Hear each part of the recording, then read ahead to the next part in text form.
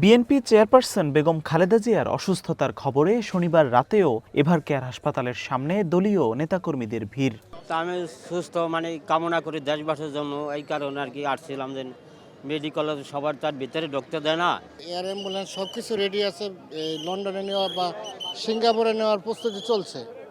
আমরা সবাই ওনার জন্য দোয়া করি। সাবেক এই প্রধানমন্ত্রীর চিকিৎসার সবশেষ অবস্থা জানান তার ব্যক্তিগত চিকিৎসক। বলেন, চিকিৎসা গ্রহণ করতে পারছেন বেগম জিয়া। বিদেশে নেয়ার সিদ্ধান্ত নির্ভর করছে মেডিকেল বোর্ডের পরামর্শের উপর। ওনার অবস্থা গত 3 দিন 27, 28, আজকে 29 তারিখ, আলহামদুলিল্লাহ ওনার অবস্থা একই পর্যায়ে আছে এবং এটাকে আমরা ডাক্তারি ভাষায় যদি বলি, অর্থাৎ শি ইজ মেনটেইনিং দি ট্রিটমেন্ট, অর্থাৎ চিকিৎসকরা যে চিকিৎসা দিচ্ছে এই চিকিৎসা উনি গ্রহণ করতে পারছেন। কাজে এই চিকিৎসা যাতে উনি গ্রহণ করে সুস্থ হয়ে যেতে পারেন সেই জন্য আপনারা সবাই দোয়া করবেন। আর বিদেশ যাওয়ার বিষয়টি নির্ভর করছে সার্বিকভাবে শারীরিক সুস্থতা এবং মেডিকেল বোর্ডের সিদ্ধান্ত এবং সুপারিশের পরিপ্রেক্ষিতেই সেই সিদ্ধান্ত পরবর্তীতে গ্রহণ করা হবে।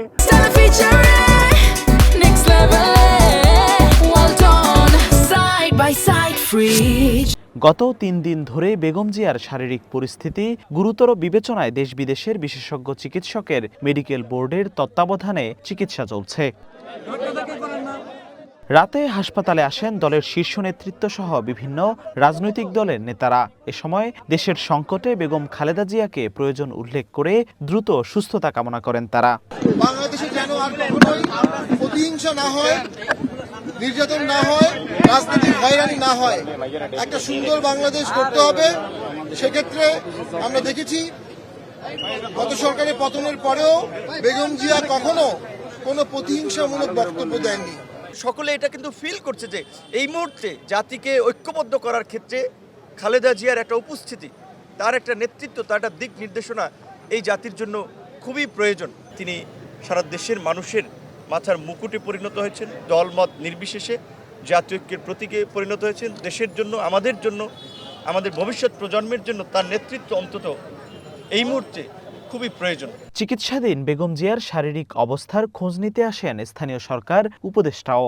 বলেন, দেশের মানুষ এ সময় কোনো খারাপ সংবাদের প্রস্তুত নয়। বাংলাদেশের গণতন্ত্রের প্রশ্নে কিংবা বাংলাদেশের সার্বভৌমত্বের প্রশ্নে আমরা দেখেছি যে বেগম খালেদা জিয়া নামটা সবার আগে আসবে এবং বাংলাদেশ একটি এখন গণতান্ত্রিক রূপান্তরের যে সময় পার করছে, এই সময়ে আসলে বাংলাদেশের মানুষ বেগম খালেদা জিয়ার ব্যাপারে যে কোনো ধরনের খারাপ সংবাদের জন্য প্রস্তুত না এবং আমরা প্রত্যাশা করি যে তিনি দ্রুতই সুস্থ হবেন এবং বাংলাদেশের এই গণতান্ত্রিক উত্তরণের যে প্রক্রিয়া সেটাও তিনি দেখে যাবেন।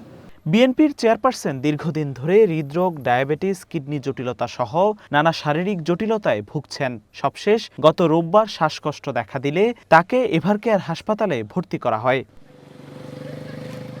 জিহাদুল ইসলাম, ওয়ান নিউজ, ঢাকা।